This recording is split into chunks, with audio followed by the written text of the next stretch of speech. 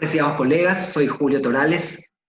Continuamos hoy con la tercera charla de este proyecto de capacitación, Proyecto Adacia, abordando la depresión y la ansiedad en pacientes cardíacos iberoamericanos. Hoy hablaremos del diagnóstico de los trastornos depresivos, del diagnóstico de la depresión. El trastorno depresivo mayor es el nombre de la depresión lo suficientemente grave como para ser considerada una entidad clínica. Este trastorno es responsable del 4,4% del impacto de todas las enfermedades en la salud a nivel mundial, similar al impacto que se observa con la enfermedad coronaria y con la diarrea. La prevalencia de trastorno depresivo mayor en la población general varía entre al 2 al 7%, con un promedio del 4% de la población. Y su prevalencia a lo largo de la vida varía entre el 16 al 20%. Ahí estamos hablando de que entre el 16 al 20% de las personas podría desarrollar algún tipo de síntoma depresivo en algún momento de sus vidas. Es 2 veces más común en mujeres que en hombres.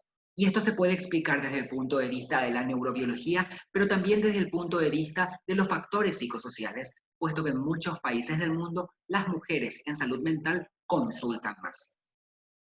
Por otra parte, no hay diferencias entre razas cuando se excluyen las condiciones socioeconómicas y el nivel educativo, lo que ha derribado el mito que por muchos años ha existido de que era una enfermedad de personas ricas.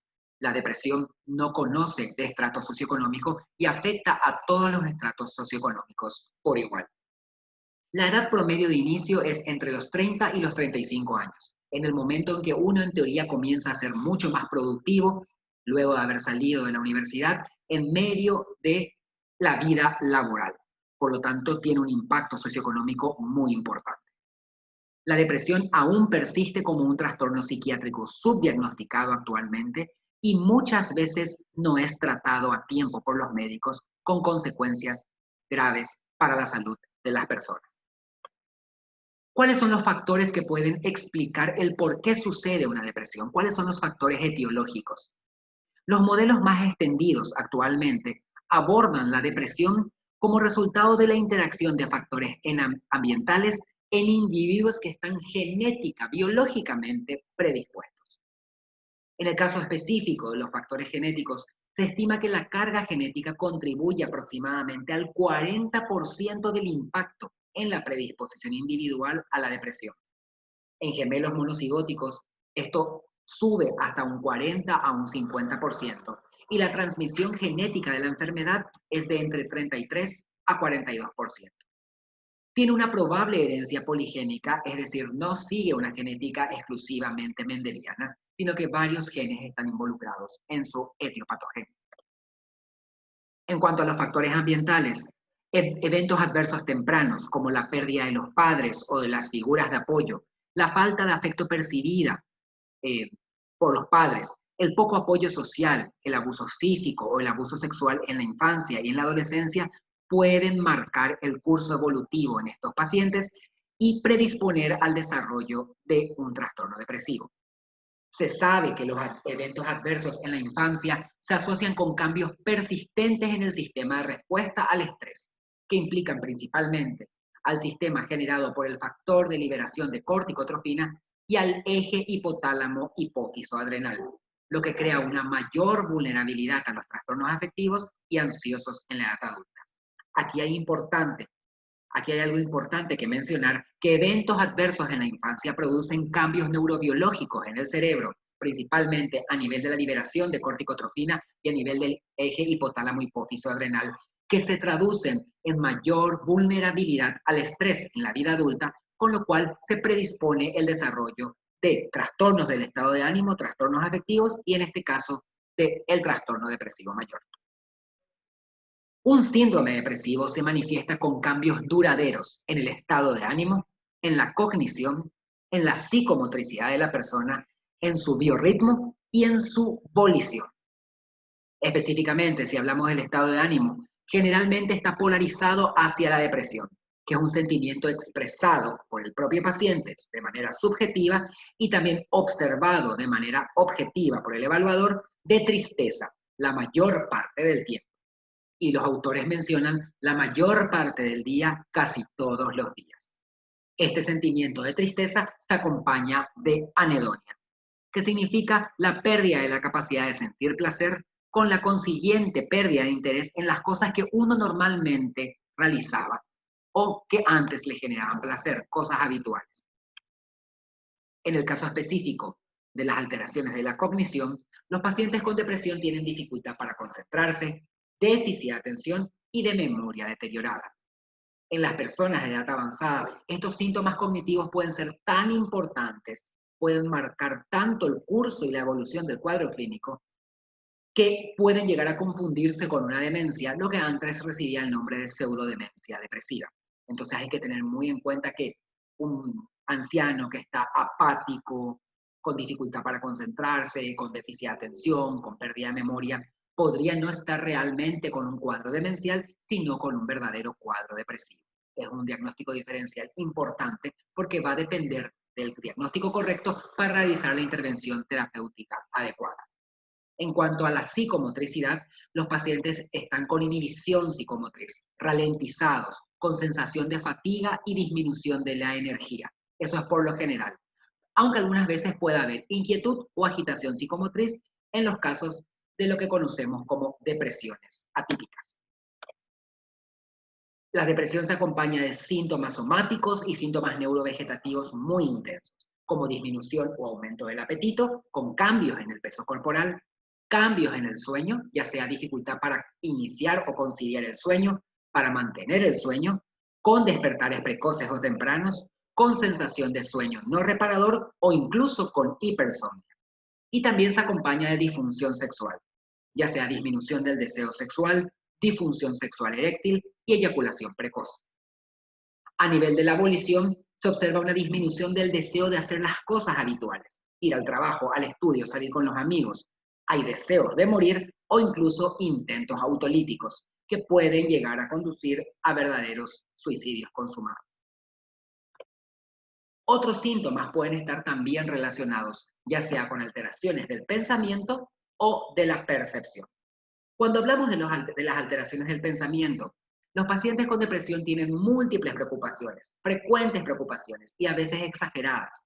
Tienen ideas pesimistas, de desesperanza, ideas de ruina, de nihilismo, que el mundo se ha acabado, con baja autoestima y sentimientos de inutilidad, culpa inapropiada y también pensamientos hipocondríacos o relacionados a enfermedad.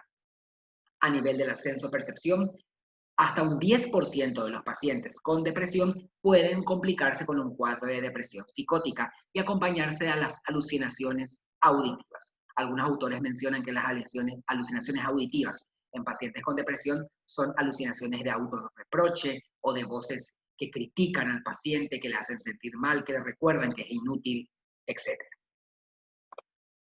¿Cómo realizamos el diagnóstico? Ante un paciente que tiene una alteración del estado de ánimo, con tristeza, más anedonia y esos síntomas asociados, ya sea a nivel de síntomas cognitivos, de la abolición o neurovegetativos, no siempre es fácil distinguir un estado de ánimo patológico de reacciones afectivas normales, como la reacción de dolor o pérdida, por ejemplo. La tristeza es una reacción emocional normal de todos los seres humanos.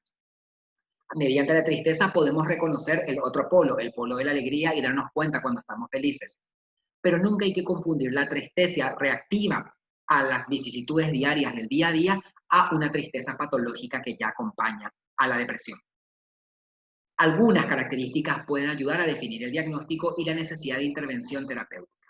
Facilidad con que se instala o se desencadena un estado emocional intenso, sin estresores aparentes o con una reacción desproporcionada.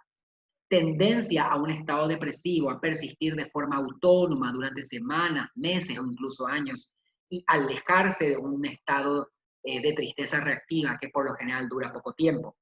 Y un deterioro funcional asociado con la afección, que puede afectar todas las áreas de la vida del individuo, que colorea la vida del individuo, como su productividad en el trabajo, sus relaciones sociales y sus relaciones familiares. En el paciente cardíaco en particular, la fatiga y la adinemia que se suele observar puede ser el síntoma de una enfermedad cardíaca o puede ser el efecto secundario de los medicamentos cardíacos, por ejemplo, beta bloqueantes. Entonces hay que tener en cuenta este síntoma de fatiga o adinemia que también se puede ver en pacientes con depresión. Los pacientes, los pacientes cardíacos tienen algunas dificultades sobreagregadas en el contexto de una depresión. Mayor negación, mayor evitación, mayor abandono. El cuadro está más asociado con la ansiedad y también el mismo reviste mayor gravedad. ¿Cuáles son otras clasificaciones que se tienen cuando hablamos de trastorno depresivo? La depresión bipolar es una depresión que ocurre en el curso de un trastorno bipolar, que puede ser la manifestación inicial de este trastorno. En este caso, el individuo inicialmente se clasificaría como que tiene una depresión unipolar, un trastorno depresivo persistente. Pero luego, cuando aparezca el polo maníaco o el polo hipomaníaco, vamos a pensar en la siguiente clasificación, que es el trastorno afectivo bipolar, donde hay claramente la aparición de episodios depresivos y maníacos o mixtos a lo largo del tiempo. Es común que las personas con trastorno afectivo bipolar busquen ayuda solamente cuando están en la fase depresiva, porque en la manía están experimentando euforia. Entonces ahí, como se sienten bien, relativamente bien, porque están eufóricos, no consultan. Generalmente consultan con profesionales de la salud cuando están en la fase depresiva. De ahí la importancia de hacer una buena historia clínica que nos permita conocer antecedentes de manía o hipomanía para hacer lo más pronto posible el diagnóstico de trastorno afectivo bipolar y no de depresión bipolar. Cuando nosotros diagnosticamos un cuadro depresivo, tenemos que darle algunos especificadores que nos van a ayudar a determinar el tipo y la gravedad específica del episodio. Y estos especificadores son: la depresión puede ser leve, moderada, grave sin síntomas psicóticos, con síntomas psicóticos, con características catatónicas. Puede ser un episodio único, individual, o un episodio que ya está recurriendo con el tiempo. Puede ser un episodio que ya se encuentra en remisión parcial versus uno que está en remisión completa, o puede ser una depresión crónica. Cuando hablamos de una depresión leve, generalmente esta se acompaña de pocos síntomas, y si estos están presentes, son solo aquellos necesarios para hacer justo el diagnóstico. El individuo consigue funcionar en el día a día a pesar de tener que desempeñar un esfuerzo extra. Tiene que esforzarse más porque se siente mal, pero consigue mantener su funcionalidad, cosa que a partir de, eh, de la depresión moderada ya comienza a afectarse mucho más. Y en la grave, ni qué decir. En la depresión moderada, los síntomas están, o la gravedad de los síntomas está entre leves y graves, siendo la depresión grave puede ser con síntomas psicóticos o sin síntomas psicóticos. En la grave con síntomas psicóticos, la mayoría de los síntomas está presente y la persona presenta un importante compromiso funcional, que se asocia a sintomatología psicótica, aproximadamente en el 15% de los individuos. Mientras que en la grave, sin síntomas psicóticos, está la mayoría de los síntomas presentes con un importante compromiso funcional, y la diferencia con la anterior es que no hay alucinaciones presentes o síntomas psicóticos presentes en estos pacientes. Pero ambas formas son graves, solamente que una se acompaña de alteraciones de la sensopercepción y la otra no.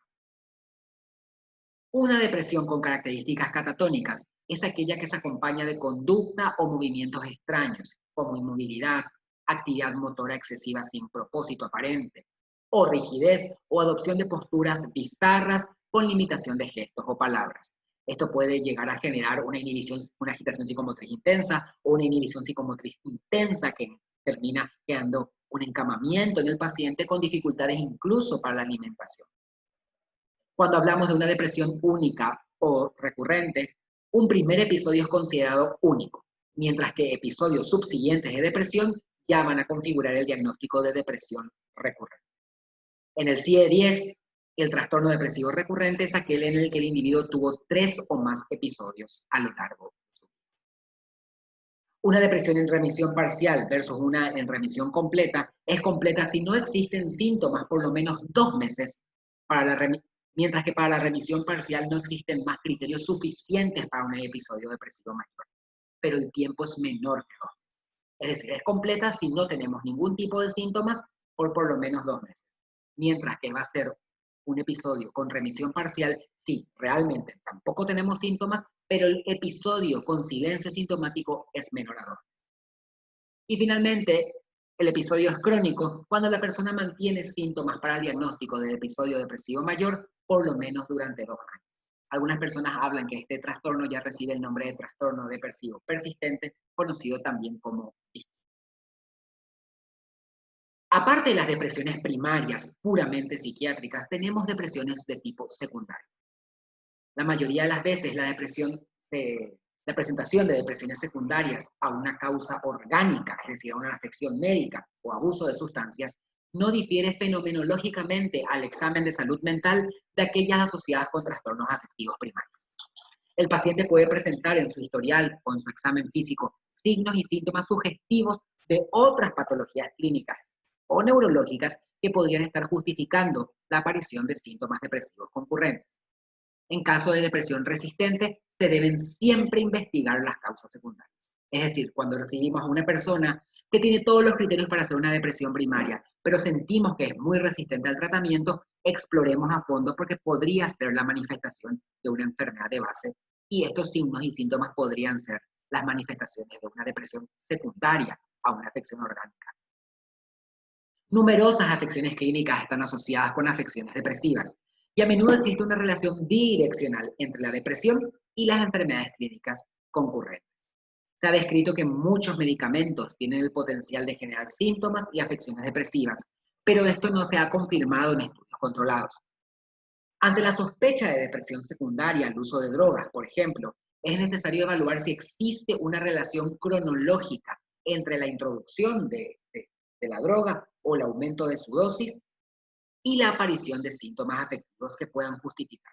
Obviamente, si nosotros nos damos cuenta que hay sintomatología depresiva asociada al cambio de dosis de una medicación, vamos a saber claramente por la relación causa-efecto de que el medicamento es el culpable y vamos a retirar en caso necesario. Entonces, recordar siempre que ante la sospecha de depresión secundaria al uso de drogas, evaluemos siempre esa relación cronológica entre la introducción o la modificación de la dosis de la droga en particular y la aparición de sintomatología afectiva. Múltiples son las enfermedades clínicas asociadas que pueden tanto generar síntomas depresivos secundarios como estar asociadas a un cuadro depresivo. Por ejemplo, condiciones asociadas a depresión son, en el caso de las enfermedades cardiovasculares, el infarto agudo del miocardio o la necesidad de circulación extracorpórea. En el caso de las enfermedades autoinmunes, principalmente el lupus eritematoso sistémico. En el caso de enfermedades endocrinológicas, el hipo o el hipertiroidismo, aquí hago un paréntesis, el hipotiroidismo está muy relacionado con síntomas depresivos o con trastornos depresivos secundarios. Por lo tanto, siempre es cuasi mandatorio realizar un descarte a través de un perfil tiroideo en todo paciente que debuta con una alteración del estado de ánimo para descartar alteración de las hormonas tiroideas. La enfermedad de Addison, el síndrome de Cushing, el hipopituitarismo y el hiperparatiroidismo también han sido descritas como condiciones asociadas. En el caso de las enfermedades hematológicas o metabólicas, tenemos a la anemia, la deficiencia de ácido fólico, la deficiencia de vitamina B12, la deficiencia de tiamina, la insuficiencia hepática, la enfermedad de Wilson, la porfiria y la hipo o hipercalcemia. Y en el caso de las infecciones, tenemos a la mononucleosis, a la hepatitis, al HIV y a las infecciones del sistema nervioso central como condiciones asociadas a un trastorno depresivo. Cuando hablamos de enfermedades neurológicas asociadas, debemos pensar en las lesiones cerebrales, ya sea tumores, lesiones vasculares, trauma craneoencefálico y lesiones infecciosas, principalmente en una región específica del cerebro que es la región frontal izquierda. También puede ser en caso de meningitis, meningoencefalitis, neurosífilis, esclerosis múltiple, hidrocefalia, epilepsia, demencias y enfermedad de Parkinson. El cáncer de páncreas o de pulmón y síndromes paraneoplásicos también se han asociado, como neoplasias, se han asociado a condiciones relativas a la depresión. En el caso de medicamentos o sustancias psicotrópicas, pensemos en la reserpina, la metildopa, corticoides, antiinflamatorios no esteroideos, vigabatrina, topiramato uso prolongado de benzodiazepinas o barbitúricos, e intoxicación con depresores del sistema nervioso central, como por ejemplo el alcohol, o abstinencia de psicoestimulantes, como por ejemplo la cocaína u opiáceos. Son todas sustancias o medicamentos que pueden estar asociadas a síndrome depresivo. En el paciente clínico hay una serie importante de comorbilidades con la depresión. Es más, hasta el 27% de los pacientes con enfermedad cardíaca tienen una depresión asociada. Casi 20% de los pacientes con enfermedad cerebrovascular tiene también depresión. Hasta el 50% de los pacientes con Alzheimer, casi el 75% de los pacientes con Parkinson. Y también se ve en epilepsia, en diabetes, cáncer, donde tenemos hasta casi el 30%. En pacientes con VIH-Sida, el 20% también tiene depresión asociada. Los pacientes con dolor, los síndromes dolorosos limitan mucho la calidad de vida y hacen que el paciente no quiera seguir viviendo bajo eso. Más del 50% tiene depresión asociada. La obesidad también hasta un 30% y en la población general tenemos hasta un 10% de población de depresión circular, por lo general.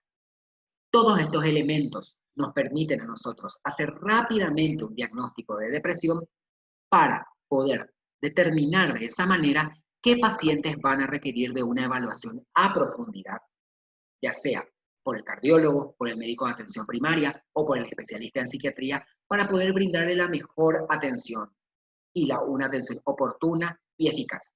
Como les dije al inicio de esta pequeña charla, tenemos que reconocer que la depresión sigue siendo subdiagnosticada, sigue generando mucho sufrimiento en las personas afectadas, pocos pacientes consultan con especialistas para ser tratados y como les dije también al inicio, es una de las principales causas de morbilidad a nivel mundial que se equipara inclusive a la enfermedad coronaria y al cáncer. Muchas gracias por escucharme hoy. Les esperamos en nuestro siguiente encuentro virtual en el marco de este proyecto Audacia, mejorando la capacidad de cardiólogos y médicos de atención primaria de pacientes cardíacos iberoamericanos. Muchas gracias.